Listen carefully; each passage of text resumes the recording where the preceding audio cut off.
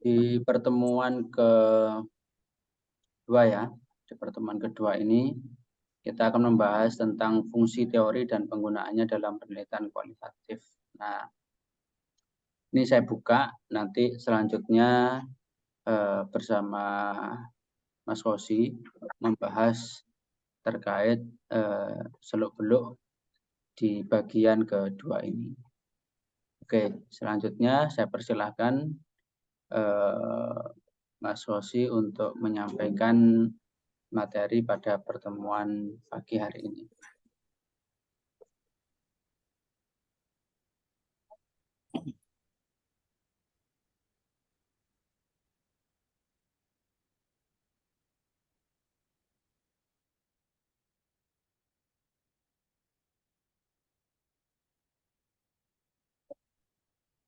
Baik, Assalamualaikum warahmatullahi wabarakatuh. Waalaikumsalam. Waalaikumsalam warahmatullahi wabarakatuh. Hari ini saya akan membahas tentang fungsi teori dan penggunaannya dalam penelitian kualitatif seperti yang sudah disampaikan oleh Mas Prapto. Nah, materi hari ini sangat erat sekali hubungannya dengan materi yang sebelumnya, materi tentang paradigma penelitian. Kenapa? Karena materi saat ini, urgensi dalam penelitiannya itu sangat penting. Bahkan suatu penelitian itu harus mengedepankan, harus melihat alat analisisnya ini seperti apa. Nah, kita harus mengetahui. Nah, minggu kemarin kita sudah membahas tentang paradigma. Bagaimana kita mempelajari, bagaimana kita memainkan cara pandang kita terhadap alam, terhadap lingkungan, terhadap realitas sosial yang ada di hadapan kita untuk memikat, untuk melihat apakah fenomena sosial ini bisa dikaji dengan paradigma-paradigma tertentu, apakah realitas sosial atau fenomena sosial yang ada di hadapan kita sudah cocok menggunakan paradigma tertentu. Nah, minggu kemarin kita sudah membahas itu. Selanjutnya kita akan membahas tentang fungsi teori dan penggunaannya dalam penelitian. Mungkin kita sering mendengar bahwa seringkali banyak orang-orang di lingkungan kita, kenapa sih harus berteori? Kenapa sih harus banyak berteori? Kenapa tidak langsung praktek aja? Seolah-olah teori itu tidak memiliki urgensi, tidak memiliki kepentingan di dalam kegiatan.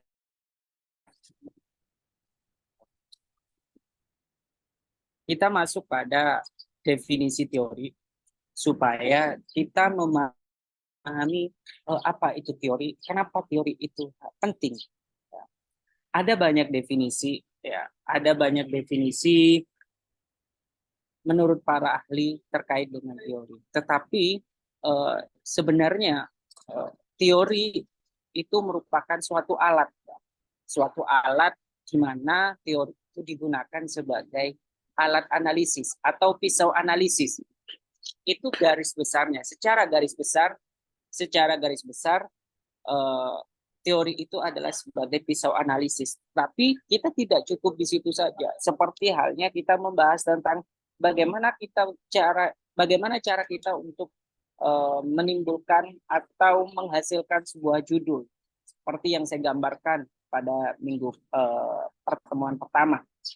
Bahwa ketika kita membahas suatu tema, maka tema akan seperti kemarin teman-teman menjawab sebagai ide pokok utama. Tetapi kita tidak cukup di situ, bahwa suatu tema itu terdiri dari beberapa unsur. Nah, itu sebagai refleksi kita ke belakang. Nah, sebaiknya teori, bahwa teori itu secara garis besar itu sebagai pisau analisis, tetapi teori juga memiliki definisi secara epistemologis, bahwa kalau menurut Newman, Teori sosial bisa diartikan sebagai suatu sistem yang terdiri dari abstraksi atau ide yang saling terkait.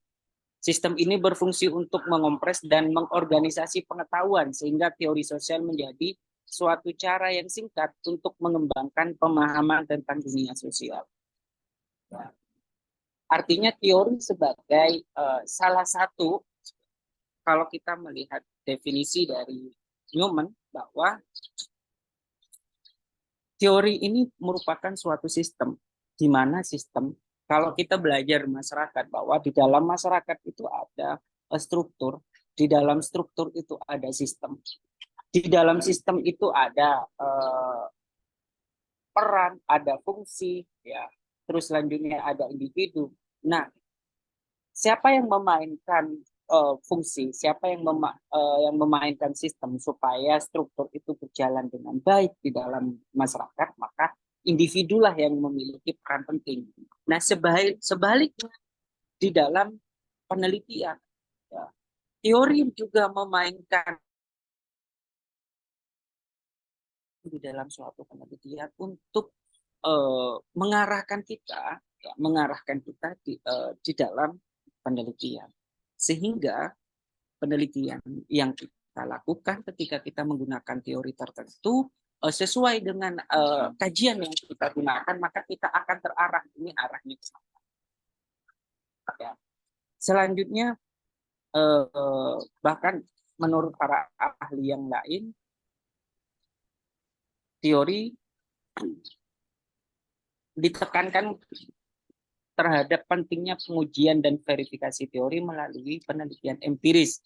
Dengan kata lain, teori-teori itu harus diuji dengan menggunakan metode ilmiah untuk melihat apakah mereka dapat menjelaskan dan meramalkan fenomena sosial yang sebenarnya. Jadi, menurut ahli yang sebelumnya, bahwa teori untuk memastikan kegunaannya dalam menjelaskan dunia yang nyata, dunia yang terlihat.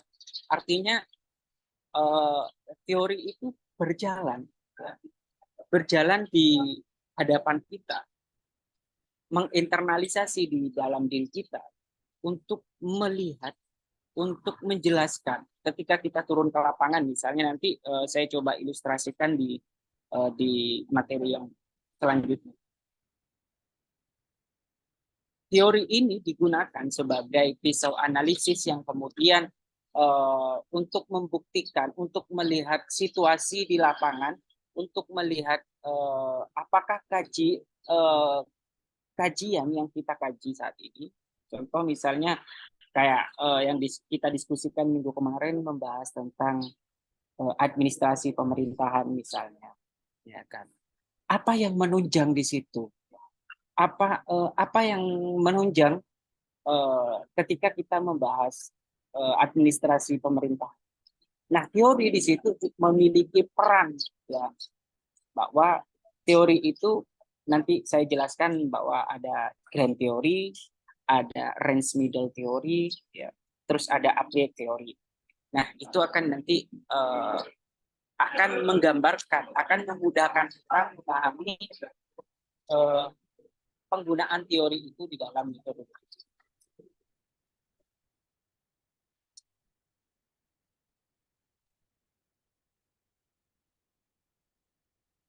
Selanjutnya ini tujuan teori. Ya. Tujuan teori sosial. Tujuan dari teori sosial adalah untuk menjelaskan atau memberi jawaban mengenai mengapa dunia sosial memiliki pola operasi atau peristiwa tertentu. Ya. Ini tujuan dari teori sosial. Nah, artinya ketika kita sudah tahu tujuan, oh ternyata tujuan teori sosial ini untuk memberikan penjelasan, untuk mengeksplanasi, untuk memberikan jawaban mengenai mengapa dunia sosial itu memiliki pola. Artinya ini banyak realitas, banyak fenomena sosial, ya, di lingkungan sekitar, sehingga pisau analisis ini kemudian teori ini kemudian menjadi pisau analisis nantinya untuk menjelaskan bahwa nanti ada konsep-konsep tertentu yang dihubungkan dengan konsep teori, apakah pola ini sudah sesuai, apakah peristiwa ini sudah sesuai gitu, dengan teori yang kita gunakan. Nah, terus arah arah teori itu seperti apa sih? Mungkin teman-teman timbul pertanyaan, kebingungan, cara melihat suatu teori itu seperti apa, jalannya teori itu seperti apa, apakah teori itu ya udah kita menggunakan teori di dalam penelitian kita, gitu. Tetapi kita tidak tahu nih apakah teori itu hanya tunggal seperti itu. Jalannya kemana? Apakah berjalan lurus? Nah, di sini saya akan menunjukkan bahwa ada dua aspek teori. Yang pertama itu induktif dan deduktif. Nah, pendekatan teori deduktif ini mengacu pada pengembangan teori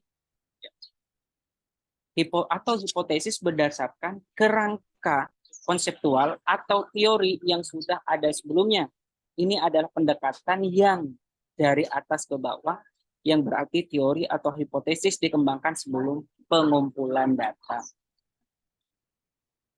Minggu kemarin kita sudah bahas bagaimana kita melihat fenomena sosial, melihat realitas sosial. Nah, sekarang teori. Teori itu memberikan gambar.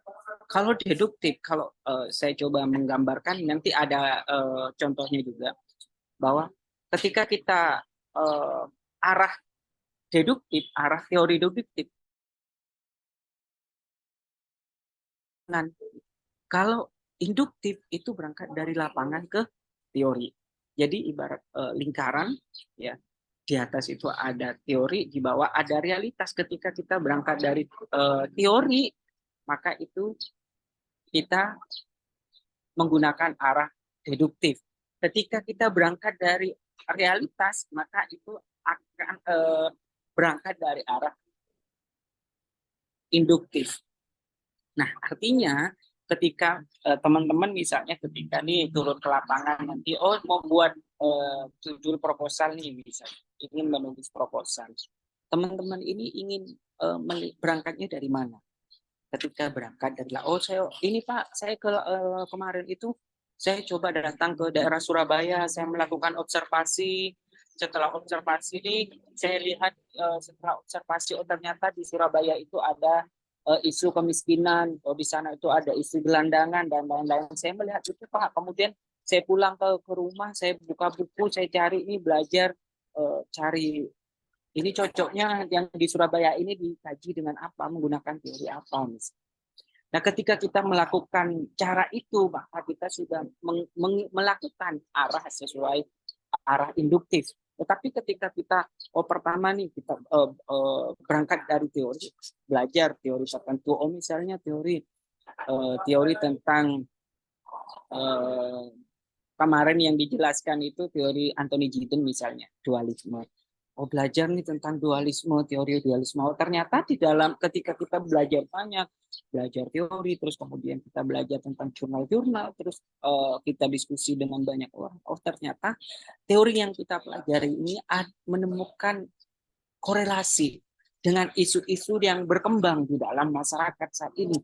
Ketika kita ternyata di masyarakat ini ada isu tentang dualisme kepemimpinan di dalam politik misalnya.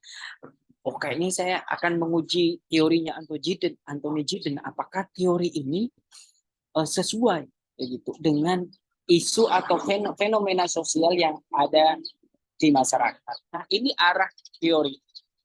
Ketika kita berangkat dari teori ke realitas, maka itu sering digunakan oleh teman-teman yang menggunakan penelitian kuantitatif. Tetapi ketika kita berangkat dari realitas ke teori, nah itu sering digunakan oleh teman-teman yang menggunakan pendekatan penelitian kualitatif.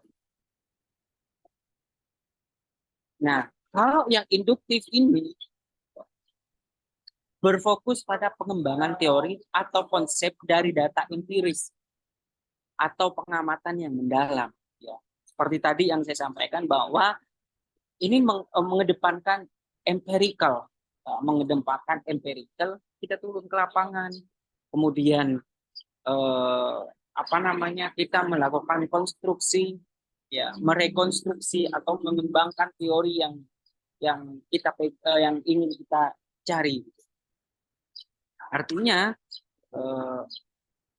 tujuan dari induktif ini adalah untuk memahami dan menjelaskan fenomena berdasarkan data yang ada. Hal ini sering digunakan dalam penelitian kualitatif. Ketika kita sudah turun ke lapangan, kita sudah observasi, kita sudah mengetahui fenomena yang ada, kita sudah mengetahui realitas yang ada, kemudian kita mencari teori ini.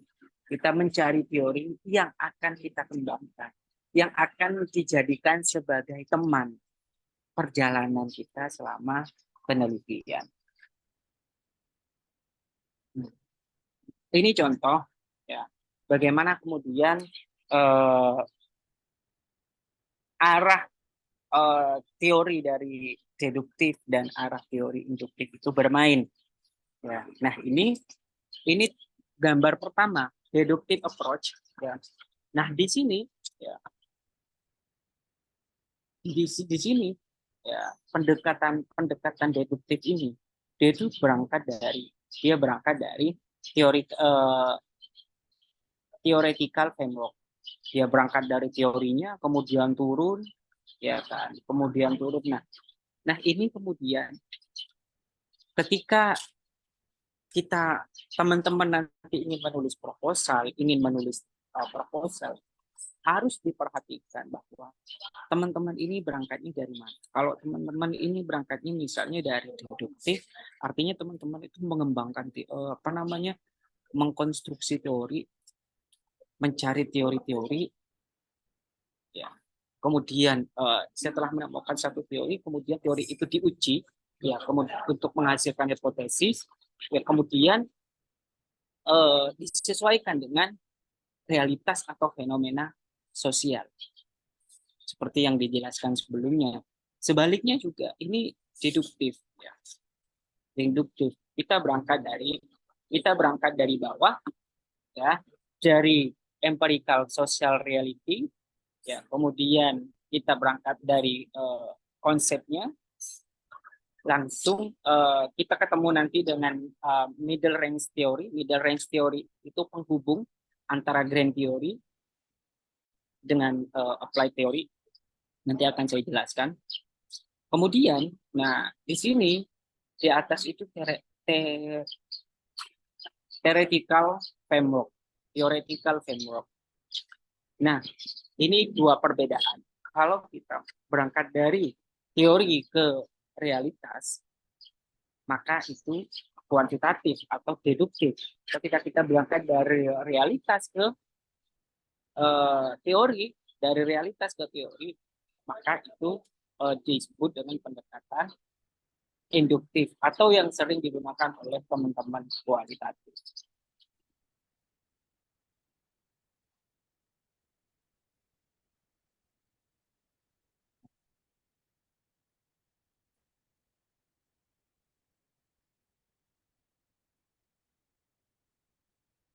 Ini fungsi teori dalam penelitian.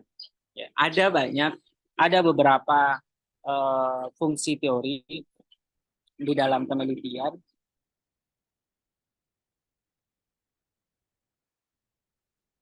Pertama itu fungsi teori itu adalah untuk mengarahkan penelitian.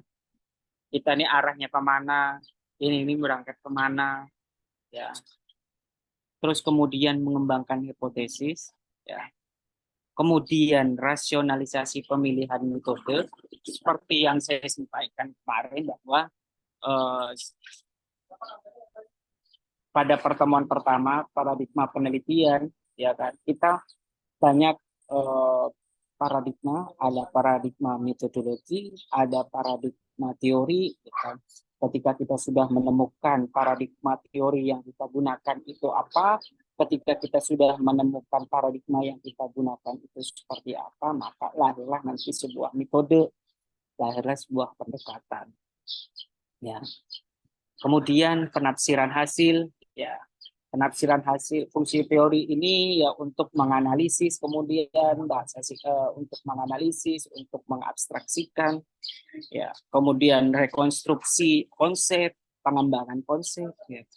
Terus kemudian untuk fungsi teori ini untuk melihat konteks penelitian kita itu seperti apa. Ya, teori ini ada kemarin kita bahas pertemuan pertama bahwa apa sih kemudian S1 itu mahasiswa teman-teman S1 itu ketika menulis skripsi, menulis tugas akhir apa sih yang harus dilakukan. Minggu kemarin sempat saya singgung sedikit bahwa mahasiswa S1 itu cukup how to explain. Bagaimana mahasiswa S1 itu mampu, teman-teman S1 itu mampu menjelaskan isu, mampu menjelaskan teori dengan baik, mampu menjelaskan fenomena sosial dengan baik. Ya, sehingga apa? Kontribusi teman-teman itu mampu mengaplikasikan, mampu menjelaskan teori dan realitas yang kita kaji.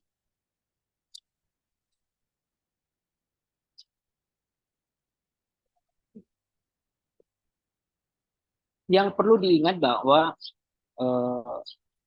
tidak semua, ya kan? Tidak semua peneliti itu menggunakan satu pendekatan saja. Tidak, semua peneliti, semua mahasiswa ini menggunakan pendekatan deduktif semuanya, atau menggunakan pendekatan deduktif semuanya. Tidak, tetapi bervariasi sesuai dengan apa kemauan kita, apa keinginan kita ini ingin apa. Jadi teman-teman nanti ketika ingin menulis proposal harus dipikirkan dengan baik. Ini arahnya kemana? Ini mau kemana? Nah, itu ditentukan oleh teman-teman. Ya. Kemudian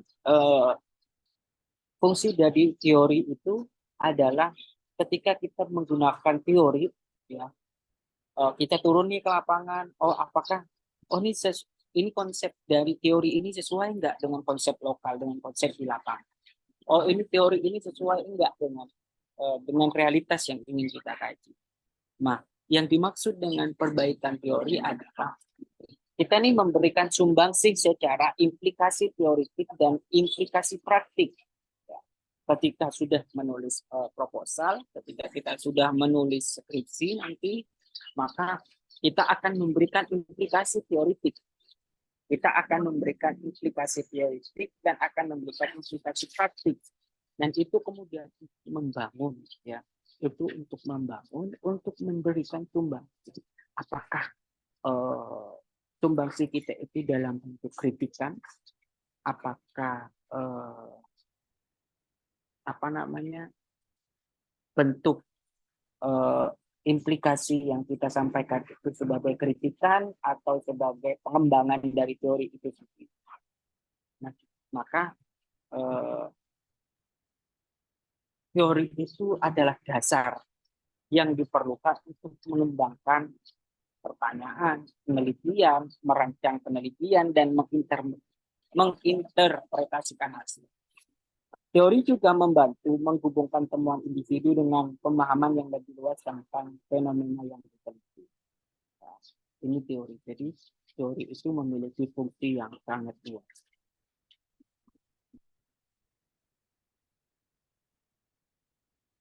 Nah, ini bagian-bagian dari teori.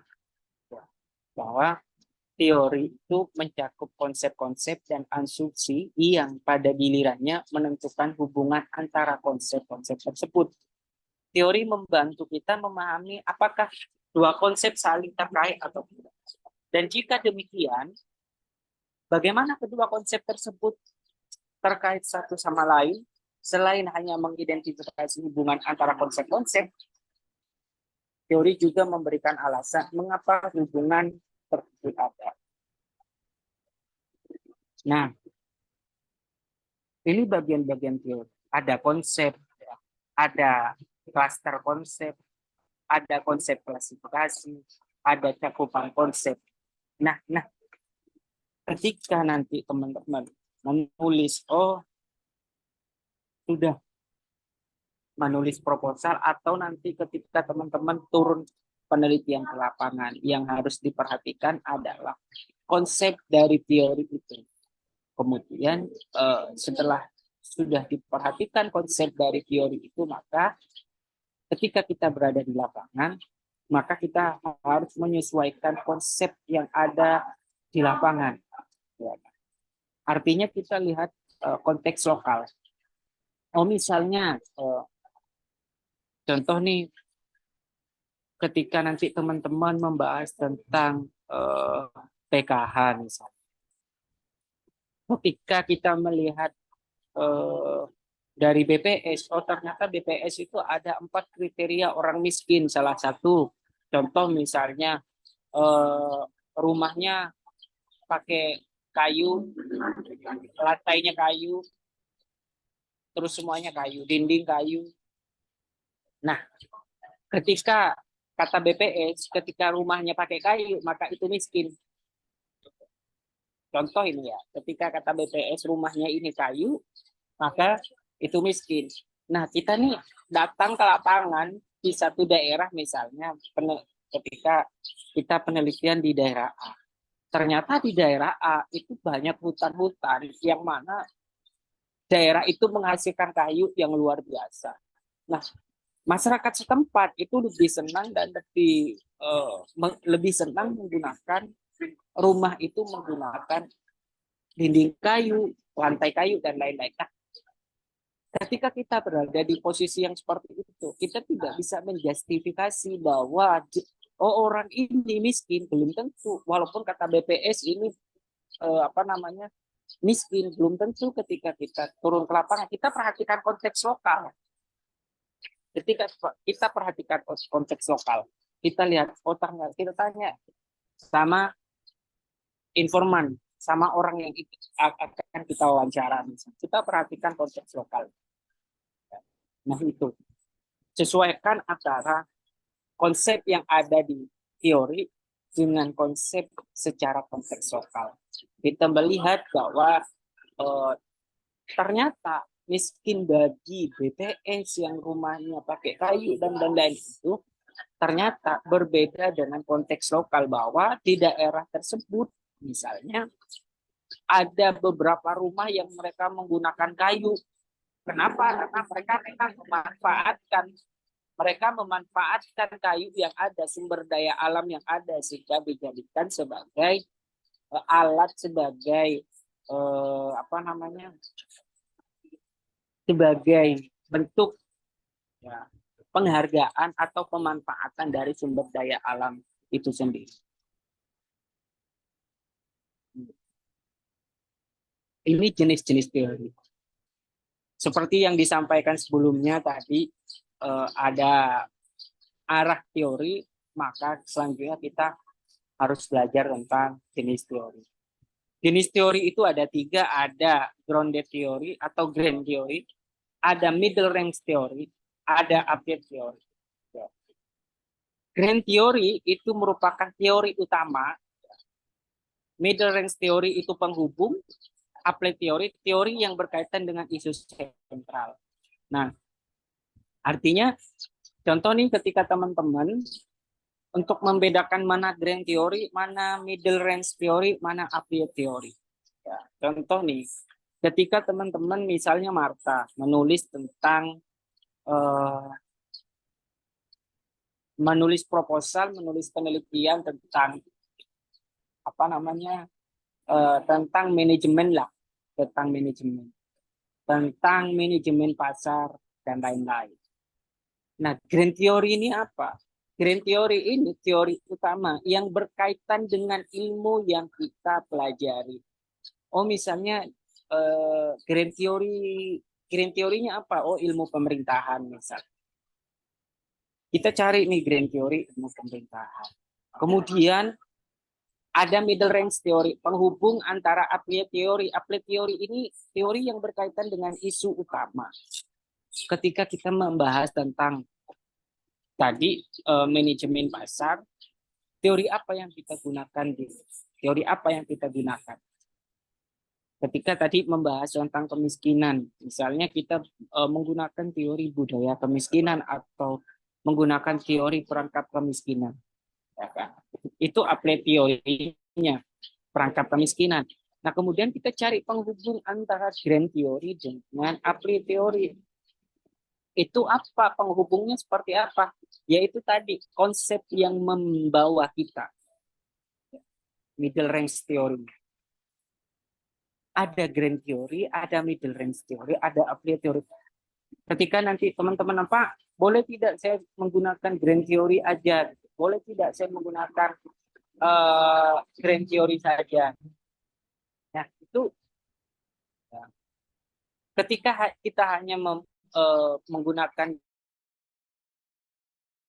grand theory, menggunakan grand theory, apakah grand theory yang kita gunakan itu mampu menjelaskan isu atau mampu menjelaskan fenomena fenomena yang ada atau fenomena yang sedang kita kaji saat.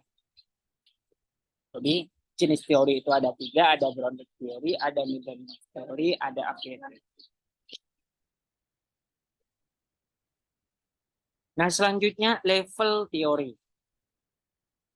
Level teori pertama itu ada macro level teori, yang kedua itu ada meso level teori, yang ketiga itu ada micro level teori. Nah, level teori ini memberikan tadi ketika kita bahas tentang deduktif dan induktif, itu arah teori kita.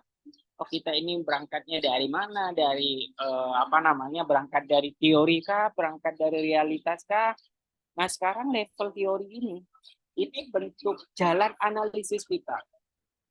Apakah analisis kita ini masuk pada level makro atau level mikro atau level meso? Teori kita ini seperti apa? Ketika kita bahas tentang makro secara besar, nanti akan ada turunan-turunan teori, ya.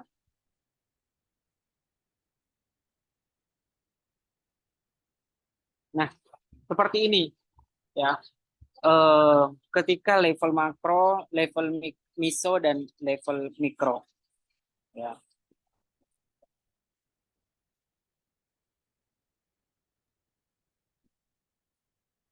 Ini salah ketika misalnya kita menggunakan level makro, ya, level makro, maka kita melihat tuh makro ini berangkat kemarin kita bahas tentang aliran-aliran paradigma positivistik, non positivistik, ya kan?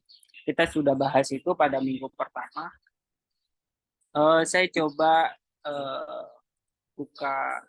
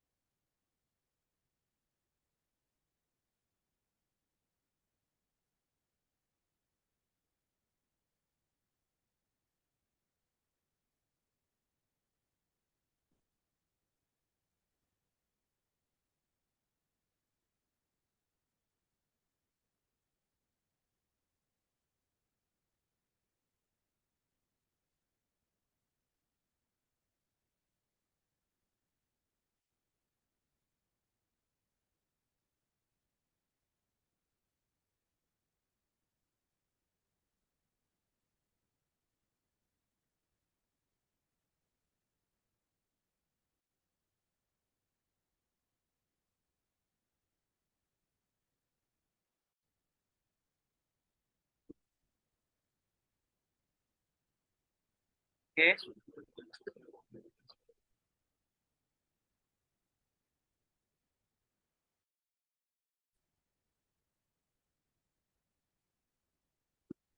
sebentar ya.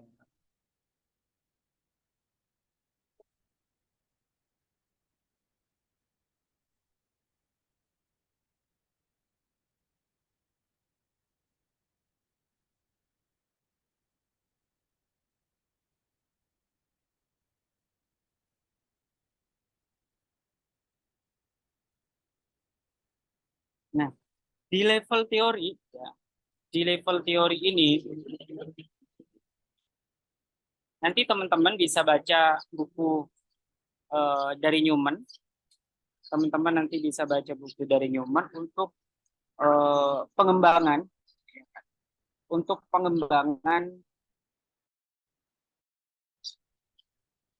pengembangan, pembelajaran kita saat ini. Nanti saya kirim ke teman-teman bahan hari ini dan sumber apa yang harus kita baca.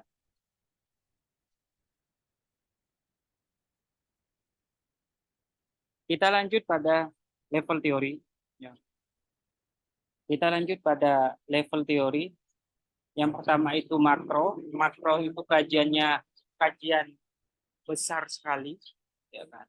Kalau kajian-kajian makro seperti yang kita bahas sebelumnya itu terkait dengan kajian-kajian struktur fungsional, terus kemudian membahas tentang sistem, itu seperti ini. Ya. Nah, kemudian ada teori, ada level dari level miso, dari level mikro juga. Ya, terus level mikro itu analisis kita lebih kecil. Ya, kalau miso itu keseimbangan, kan? Itu miso. Nah, exchange theory misalnya pada ini level makro, meso, dan mikro. Ya. Kalau Newman itu menyebutkan ada 3 pendekatan utama. Ya. Pendekatan utama untuk ilmu sosial. Yang pertama itu ada pendekatan positivistik, kemudian pendekatan interpretif, kemudian ada pendekatan kritis. Ya. Nanti silakan teman-teman baca bukunya Newman. Ya. Nah, ini 3 pendekatan ini ketika kita berangkat dari pendekatan berangkat dari pendekatan positivistik, maka kajian kita ya itu masuk pada level makro, ya, teori-teori besar, teori-teori besar. Kalau level meso itu kayak dia bukan masuk pada level yang sangat besar, tetapi meso ini sebagai jalan tengah, teori-teori sebagai jalan tengah untuk menyeimbangkan atau keseimbangan itu ada banyak. Saya coba tunjukkan satu bahan terkait dengan anatomi teori.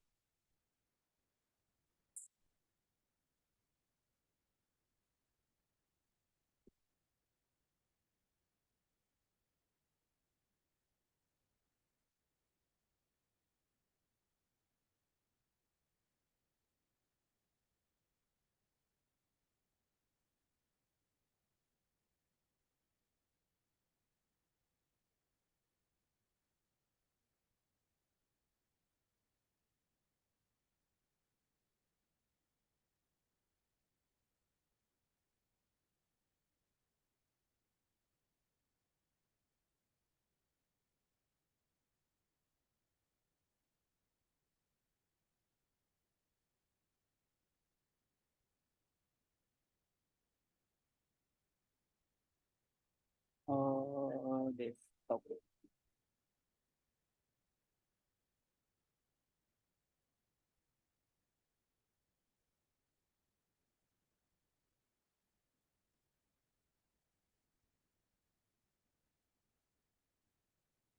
Oke.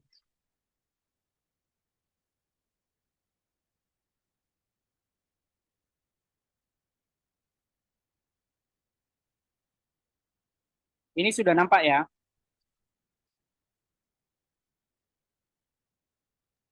Sudah.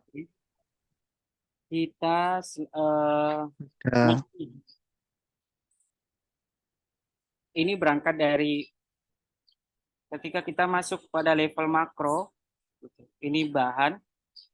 Ketika kita berangkat pada level makro, berangkat pada level mikro, dan level meso. Ini teori-teori yang menjelaskan pada aliran-aliran makro dan aliran-aliran meso. Nanti teman-teman untuk mendapatkan bahan ini silakan baca nanti pada bukunya Newman terkait dengan basic penelitian kualitatif dan kuantitatif. Nah, ketika kita menggunakan ketika kita sudah menemukan oh ini arah penelitian kita ini seperti apa, ketika kita sudah menemukan arah penelitian kita ini seperti apa, nah kemudian kita menentukan teori yang ingin kita pakai. Kita memilih sesuai dengan paradigma yang kita gunakan. Sehingga nanti kita kemarin saya coba memberikan gambaran terkait dengan 3 paradigma ganda yang disampaikan oleh John Itzer, ya, yang sudah dicatat juga oleh teman-teman. Ya. Ada fakta sosial, ada definisi sosial, ada perilaku sosial. Itu merupakan paradigma teori. Ya. Paradigma teori. Berbeda dengan paradigma metodologi. Ketika kita menggunakan paradigma teori, ya, nah kita melihat nih, ini teori ini masuk pada paradigma apa. Nah, ketika kita sudah mengetahui paradigmanya, oh ternyata ini masuknya pada level kajiannya, level analisisnya masuk pada level makro. Oh ternyata ini masuk pada level mikro. Oh ini ternyata masuk pada level meso misalnya. Seperti yang digambarkan di sini, ya kan, bahwa ketika kita masuk pada ranah makro, maka di situ ada struktur fungsional, ya kan. Nanti struktur fungsional itu ada dari Tucker Parson juga, ada Robert Merton juga, yang mereka membahas tentang fungsi, mereka membahas tentang struktur. Nah,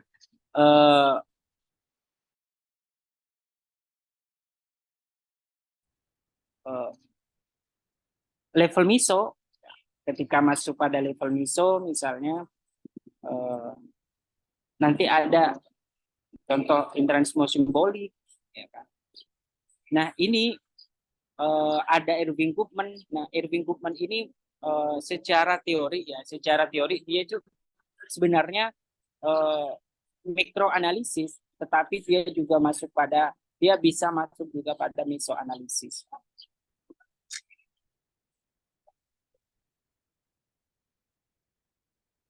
Banyak teori. Sebenarnya bahan-bahan ini sudah saya sedikit sampaikan kemarin bagaimana di minggu pertama itu ketika kita membahas tentang paradigma, bagaimana kita menggunakan teori, bagaimana kita menggunakan paradigma teori, bagaimana kita menggunakan paradigma metodologi, seperti itu. Nah, tujuan ini adalah untuk ya, saya kembali kepada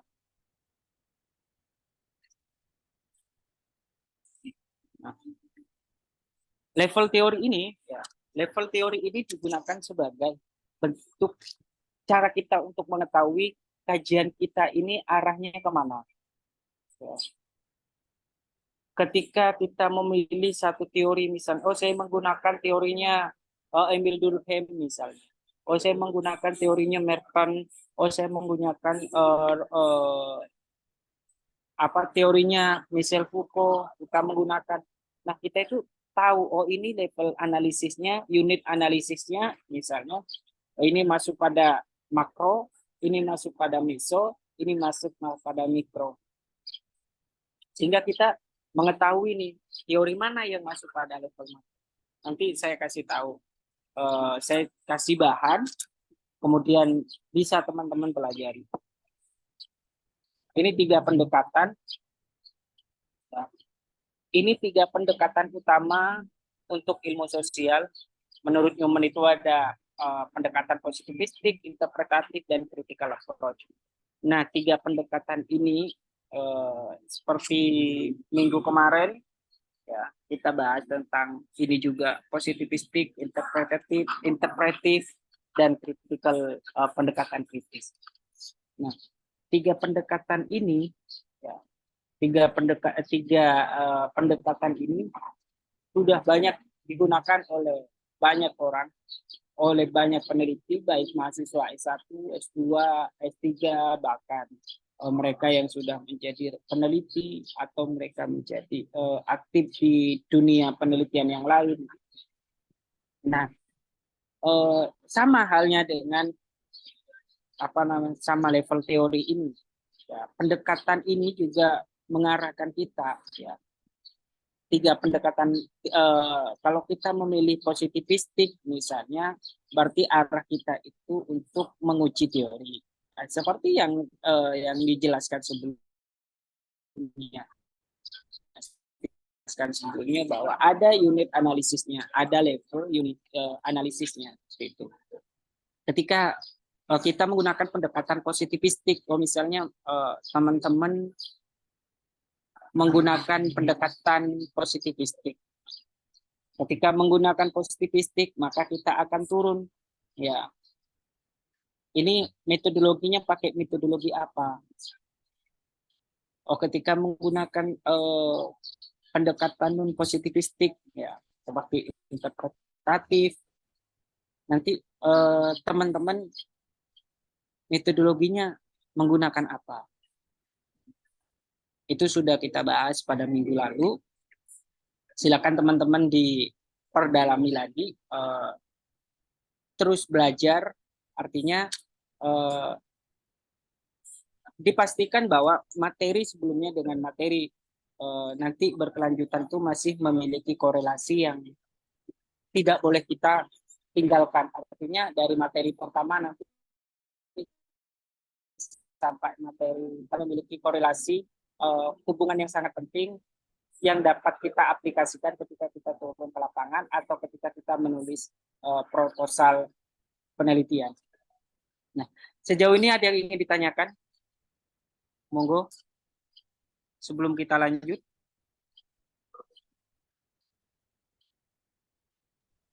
Belum, Pak. Sudah paham?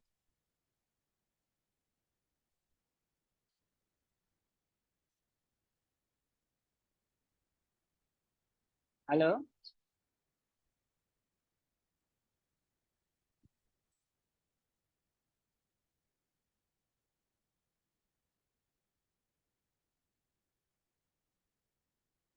Ini masuk semua ya? 6 orang ya? Iya, Pak.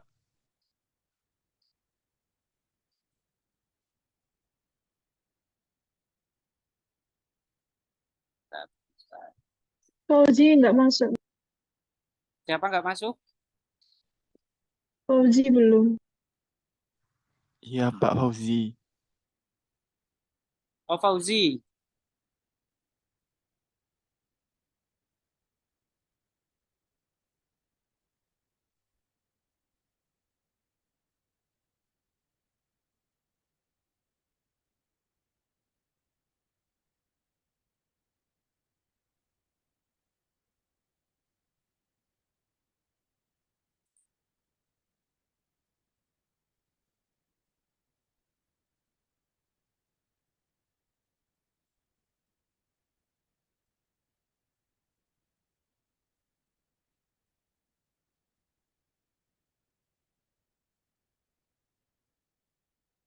Oke, kita lanjut pada materi selanjutnya, ya, anatomi teori.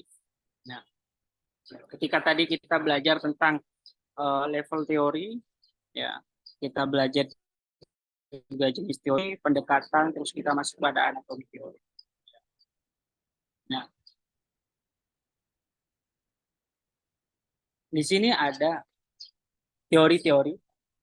Ini saya gambarkan nanti. Ini teori-teori yang kalau kata Newman itu, ini salah satu the major of teori yang sering digunakan di pendekatan ilmu sosial. Yang pertama itu ada struktur fungsionalisme, ada exchange theory atau juga disebut dengan pilihan rasional atau rational choice, terus kemudian ada simbolik intranisme simbolik, terus ada konflik teori. Nah, ini contoh ketika teman-teman melakukan penelitian, misalnya, meneliti tentang pengembangan infrastruktur pemerintah, misalnya. Teman-teman meneliti tentang sistem pemerintahan kecamatan dalam pembuatan EKTP, misalnya. Ketika teman-teman membahas tentang pembagian kerja dan lain-lain, itu berarti unit analisisnya masuk pada teori struktur fungsionalisme. Ketika teman-teman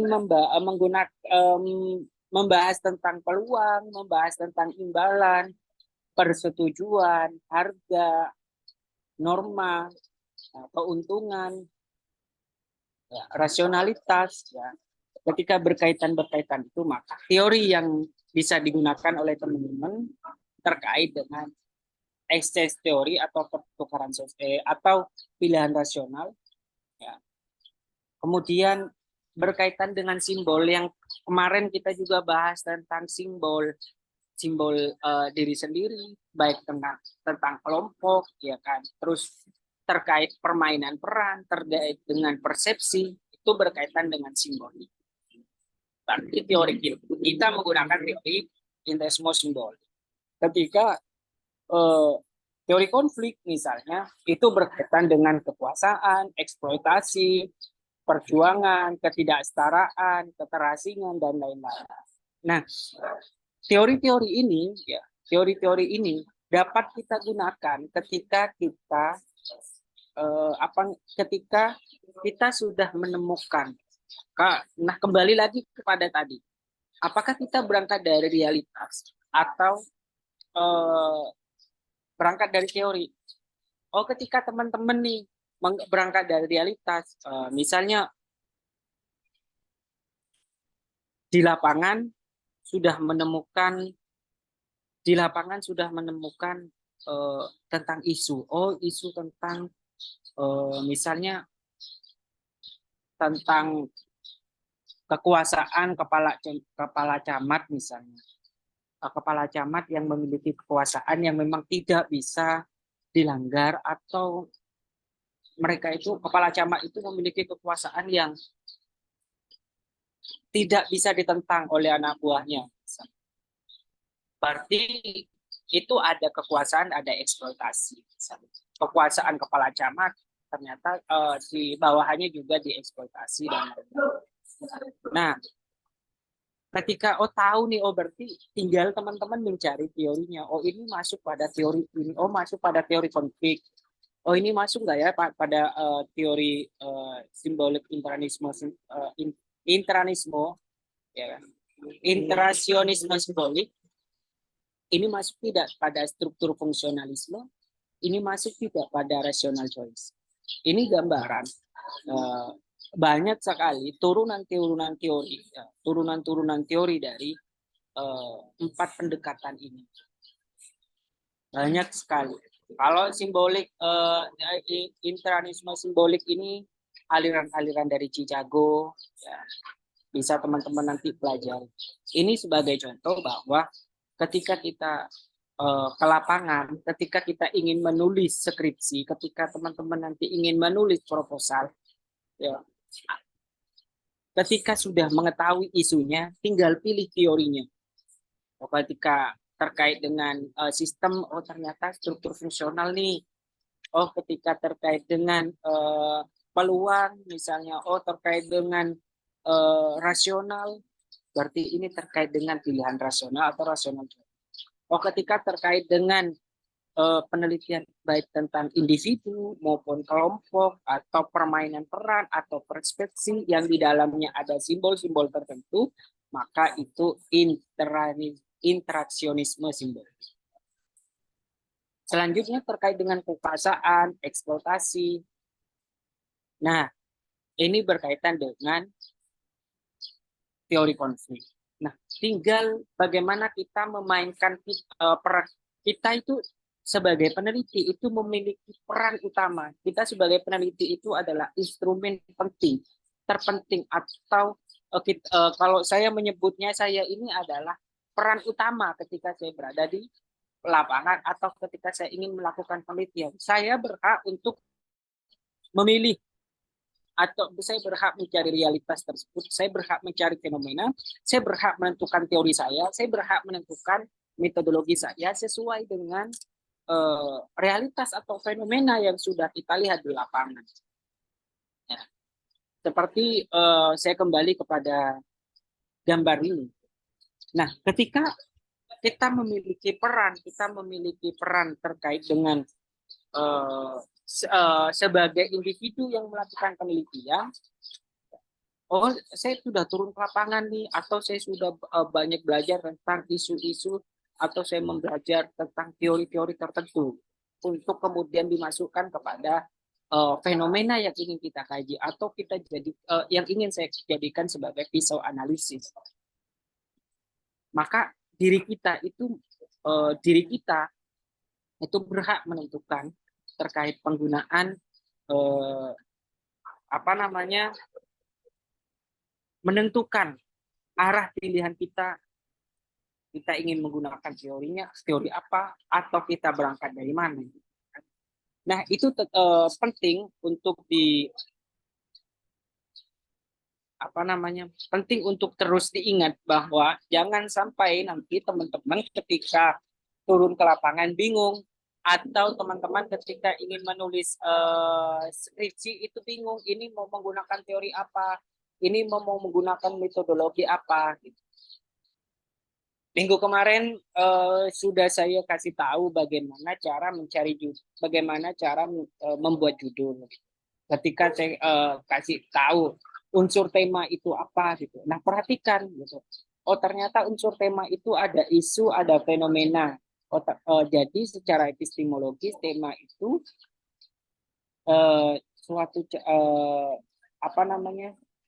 tema adalah isu sosial yang dikaji dengan menggunakan perspektif atau teoritik tertentu. Artinya ketika kita memilih, sudah mengetahui nih, oh isunya apa, atau fenomena sosialnya apa, atau realitas sosialnya apa, kemudian setelah kita temukan itu, maka kita masuk pada perspektif, kita ini mau masuk pada perspektif apa, kita ini mau masuk pada teoritik apa yang akan dijadikan sebagai analisis. Oh, sudah tahu nih, saya sudah dapat nih, misalnya tadi karena isunya sudah ada, tinggal masuk pada teorinya. Oh, ini mau berangkat dari mana? Oh, saya kan udah turun ke lapangan nih, misalnya.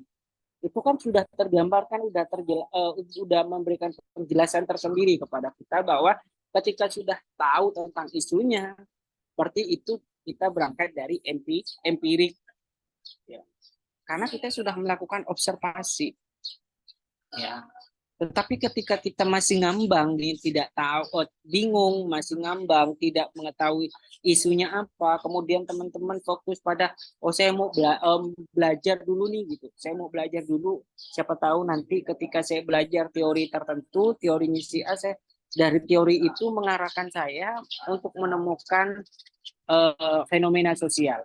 Berarti kita berangkat dari deduktif, ya kan, pendekatan deduktif. Ketika berangkat dari realitas, maka kita berangkat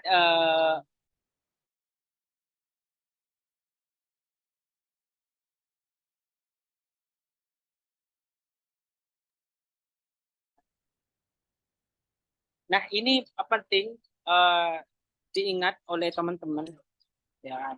Nanti yang harus diperhatikan adalah teman-teman mau berangkat dari mana, mau berangkat dari teori ke realitas atau realitas ke teori.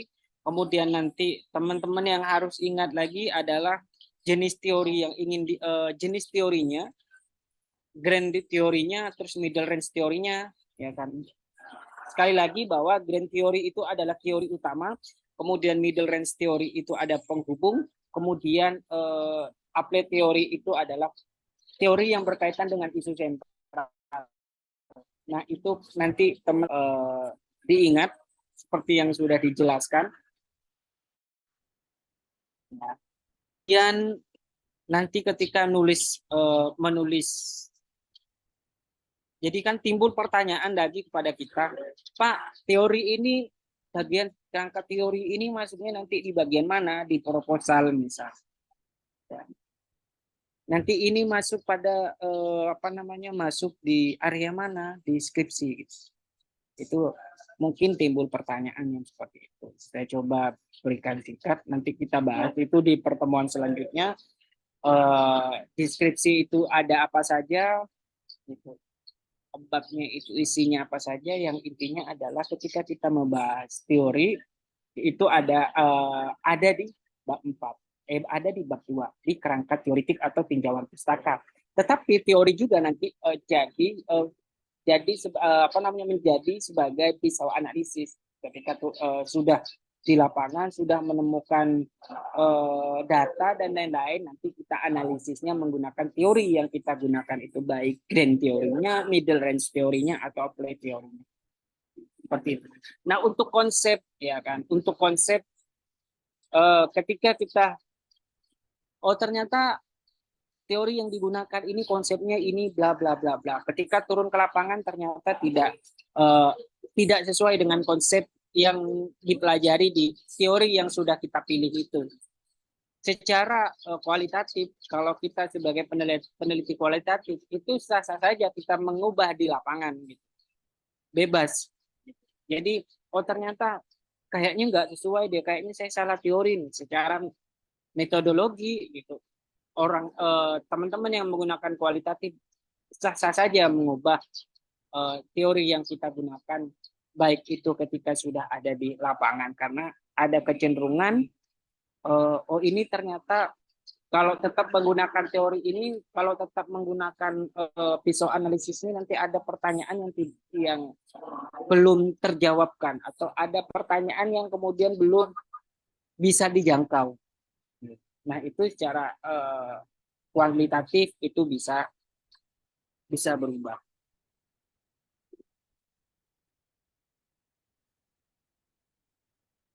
Nah,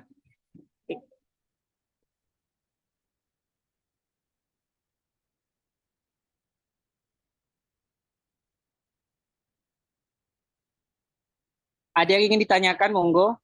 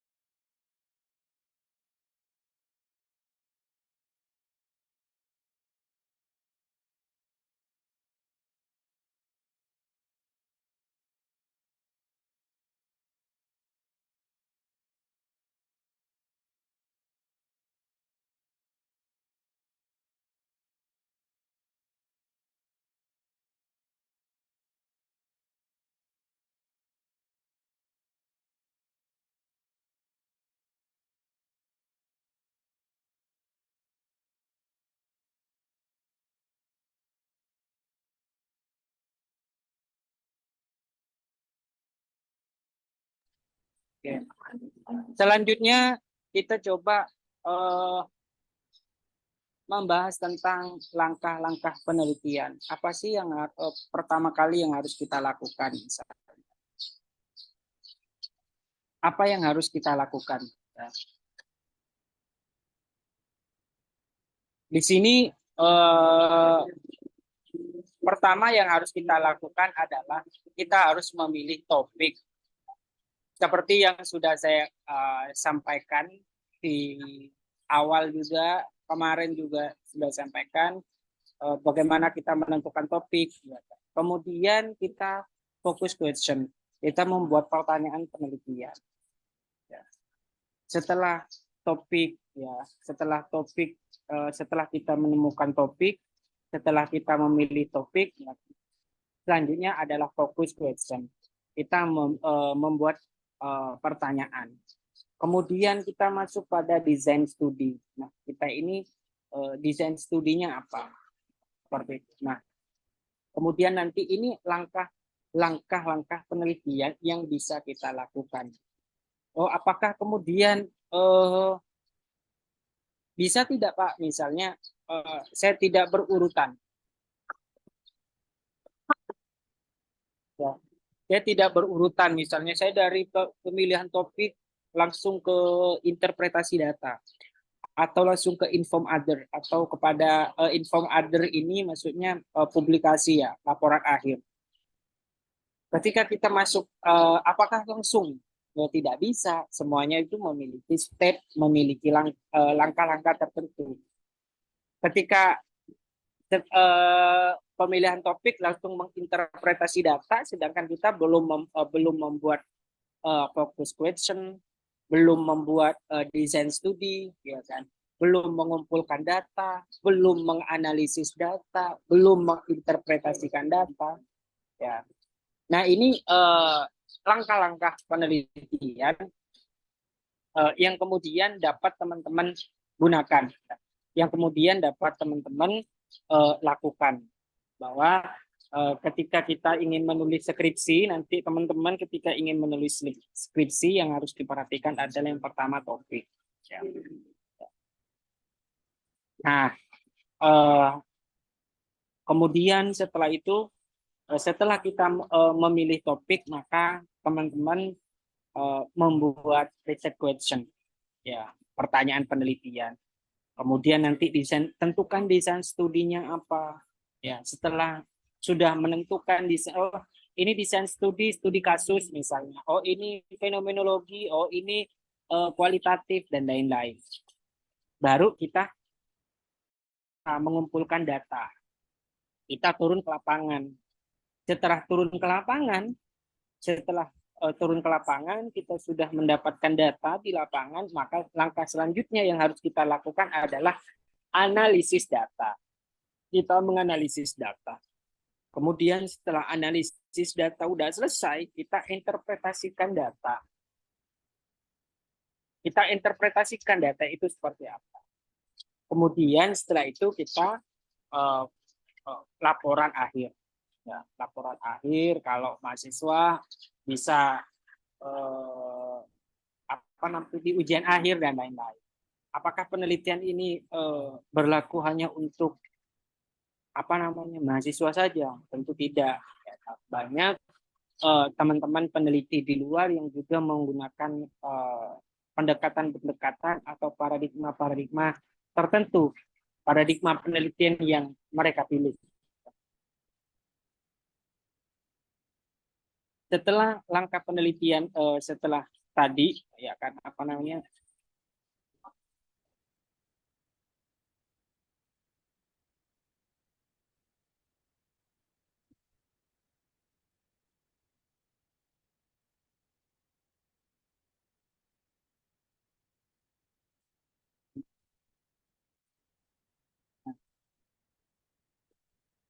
seperti yang, nah ini tujuan dari penelitian ya.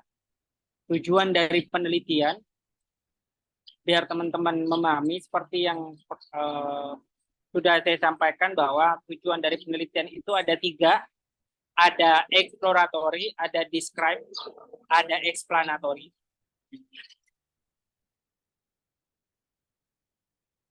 Ketika kita menggunakan deskriptif misalnya, ketika kita menggunakan bentuk dari tujuan penelitian kita ini untuk menjelaskan, untuk mendeskripsikan gitu kan, hasil dari data yang kita lakukan di lapangan, kemudian tadi kita masuk kepada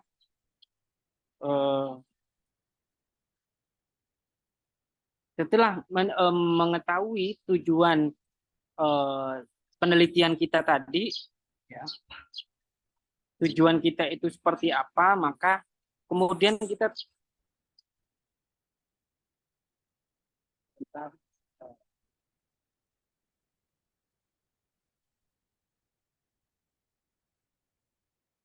masuk kepada unit analisis yang kita ingin gunakan.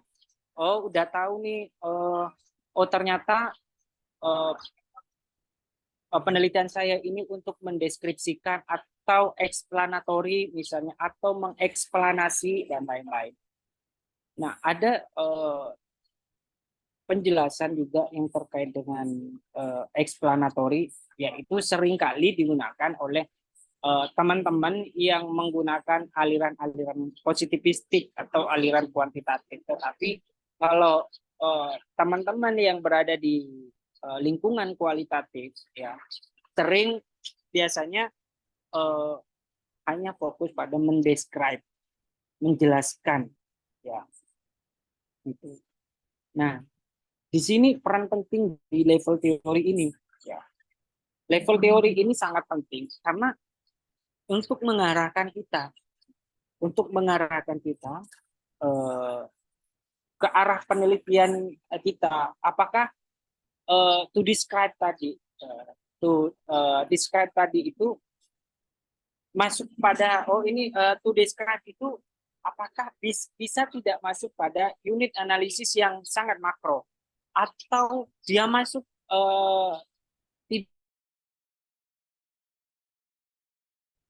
nah itu kemudian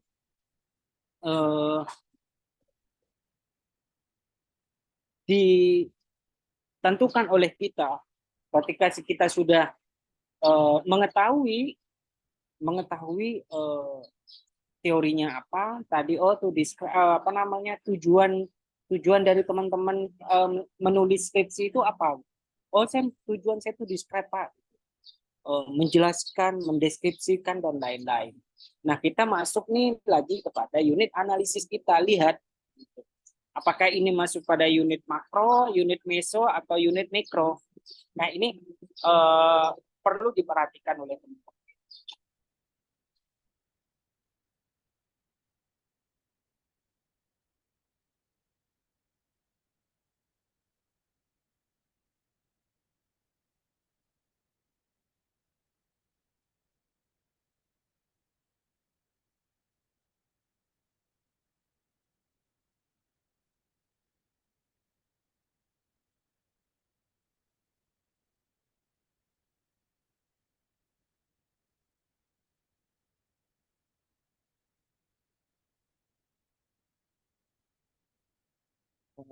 Sebentar, saya ada bahan terkait dengan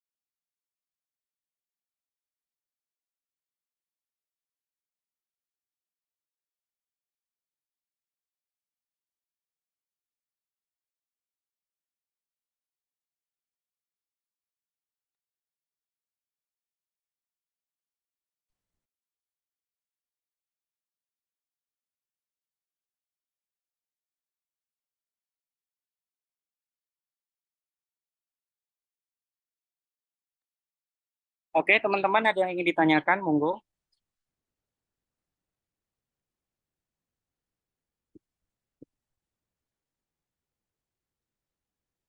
Yanuar, monggo Yanuar. Ada yang ingin ditanyakan, Yanuar, monggo.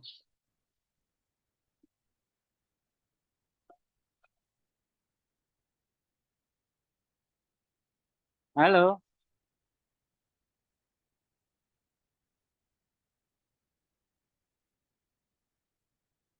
suara saya kedengaran ya?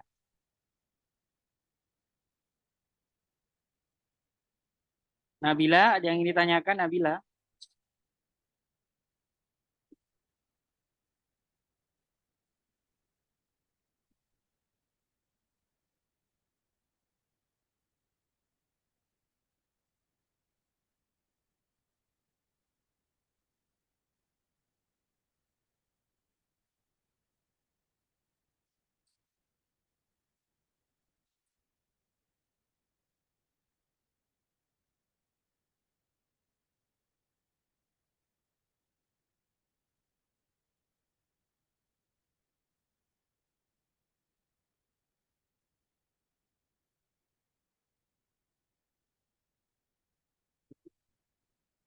Untuk mempertegas lagi terkait dengan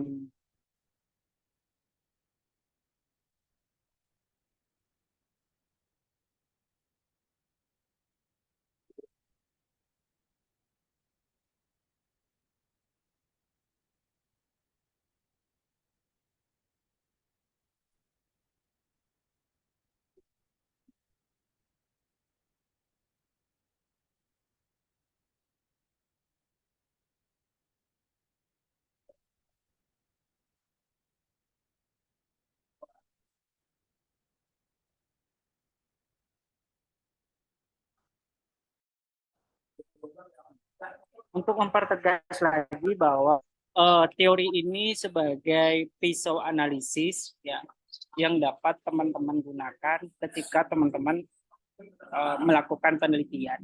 Artinya pisau analisis teori ini digunakan untuk dijadikan sebagai pisau analisis ketika teman-teman sudah melakukan penelitian ke lapangan.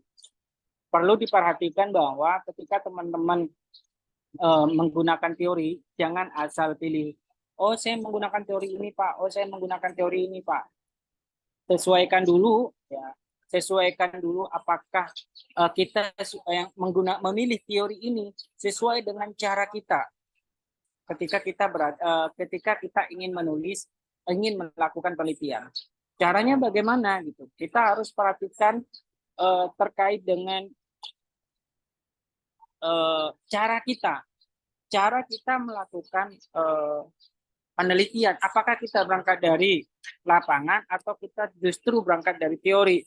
Ketika kita berangkat dari lapangan, berarti itu masuk pada arah penelitian induktif. Gitu. Karena kita berangkat dari empiri, kemudian kita tentukan teorinya. Kita cari teori yang sesuai dengan realitas di lapangan. Tadi ketika membahas tentang kemiskinan, maka kita cari nih teori-teori tentang kemiskinan. Sesuai tidak dengan data di lapangan yang sudah kita lakukan observasi misalnya. Terkait dengan kemiskinan, ternyata ada budaya kemiskinan, ada teori perangkap kemiskinan. Nah, itu kemudian yang dapat teman-teman gunakan. Sama halnya ketika kita mempertegas atau memperdalam atau memperbaiki bacaan-bacaannya, karena bingung nggak tahu nih mau berangkat dari mana gitu. Ternyata berangkat dari banyak teori gitu. Kemudian menemukan suatu konsep di dalam teori itu yang menjelaskan tentang misalnya dualisme kepemimpinan dalam politik misalnya. Berarti saya berangkat dari teori baru ke realitas. Nah, itu berangkat dari deduktif. Nah, itu harus diperhatikan dan harus diingat oleh teman-teman.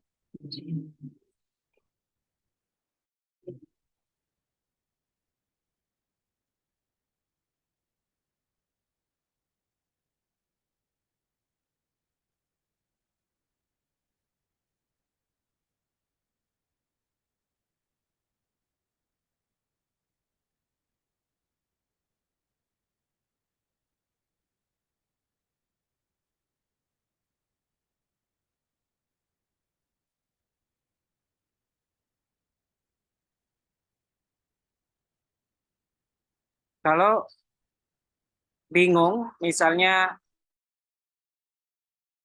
ketika turun ingin membuat judul masih bingung gitu, tetap masih bingung dengan ini akan menggunakan teori apa, ini akan menggunakan metodologi apa, ini paradigmanya apa.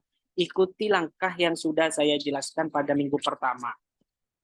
Langkah yang sudah saya jelaskan di minggu pertama. Nah, itu akan sangat memudahkan teman-teman untuk menemukan isu, untuk menciptakan topik, untuk menemukan topik. Ya. Itu sangat mudah. Silakan nanti teman-teman eh, apa namanya dipelajari, dipahami. Yang terakhir sebelum kita tutup, silakan teman-teman kalau bingung dengan penjelasan yang saya sampaikan, masih juga belum paham, silakan teman-teman bisa baca referensi yang ada di layar. Saya referensi yang tadi saya sampaikan itu saya menggunakan Basic of Social Research, Qualitative and Quantitative Approach, itu dari Newman. Kalau kemarin juga saya sudah kasih beberapa sumber bacaan, misalnya terkait dari mana kita membaca, dari mana kita mencari buku, sudah saya kasih tahu ke teman-teman. Silakan teman-teman kembangkan sendiri. Ya, misalnya saya membaca buku ini tapi nggak tahu cari di mana. Webnya sudah saya sampaikan ke teman-teman untuk memudahkan teman-teman mencari bahan, untuk memudahkan teman-teman memahami apa yang disampaikan baik oleh saya maupun sama dosen-dosen yang lain. Kalau tidak ada pertanyaan, mungkin itu saja. Terima kasih.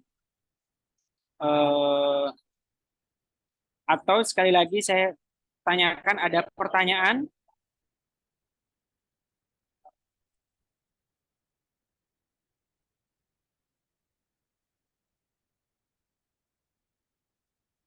Nabila, ada pertanyaan Nabila?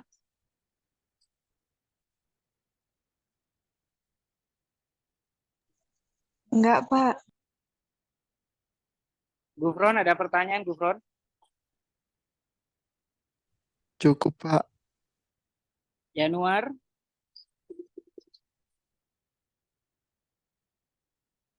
Cukup. Larissa Anggi, ada pertanyaan? Enggak ada, Pak. Oke.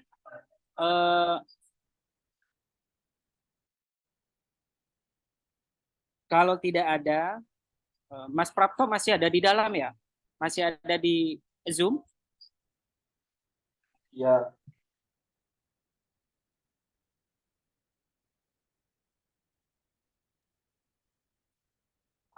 Kalau sudah tidak ada selesai. pertanyaan,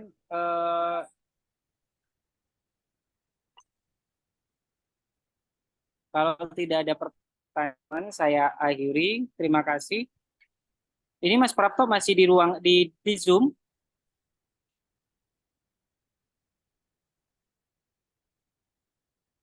Masih. Sudah selesai? Sudah selesai, Mas. Oke.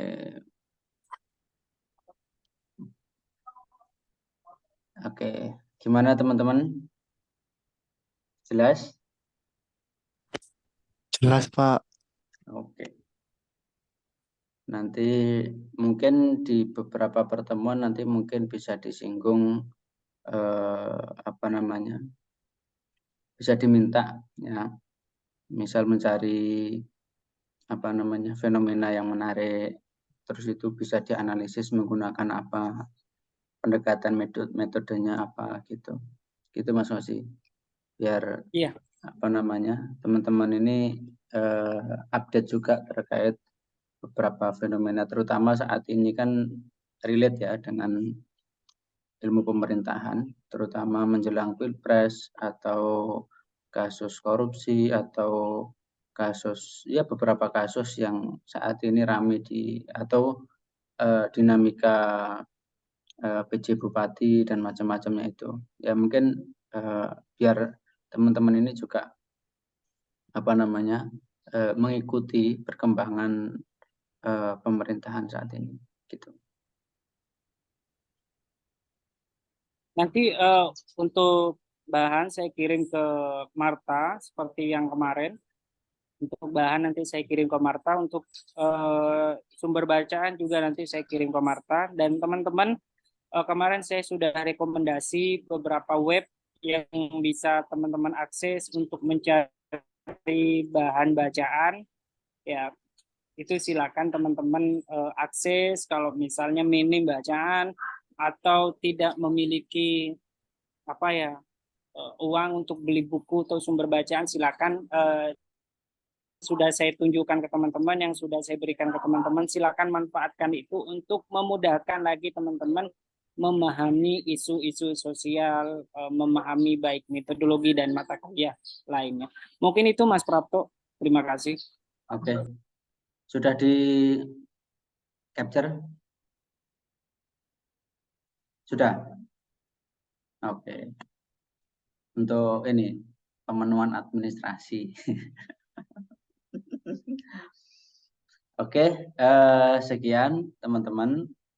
Semoga bermanfaat. Kita sambung pertemuan minggu depan. Sekian dari saya. Assalamualaikum warahmatullahi wabarakatuh. Waalaikumsalam warahmatullahi Waalaikumsalam wabarakatuh. warahmatullahi wabarakatuh.